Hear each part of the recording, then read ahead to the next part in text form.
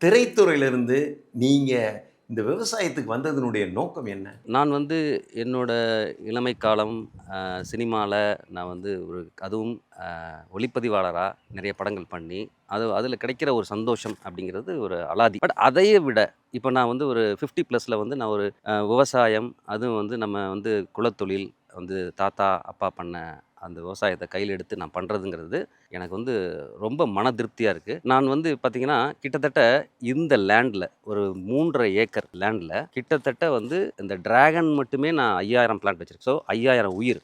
அ எதுக்காக நான் வந்து இந்த எண்ணிக்கை நான் வந்து இப்ப பேச வரேன் அப்படின்னா, நான் என்னதான் இருந்தாலும் திரைத்துறையில நான் வந்து போகாத நாடுகள் இல்ல, போகாத ஸ்டேட் இல்ல, பார்க்காத மனிதர்கள் இல்ல. எல்லா லேங்குவேஜ்லயும் ஒர்க் பண்ணியிருக்கேன். இருந்தாலும் இந்த பசுமையான ஒரு இடத்துக்குள்ள ஒரு 8000 உயிர்கள நான் உருவாக்கியிருக்கேன். இந்த உயிர்கள் மத்தியில ஒரு ஒரு பசுமையான ஒரு சந்தர்ப்பத்தில, சூழ்நிலையில நான் நல்லபடியா வாழ்ந்துட்டுருக்கேன். மிகவும் ரொம்ப சந்தோஷமா இருக்கு.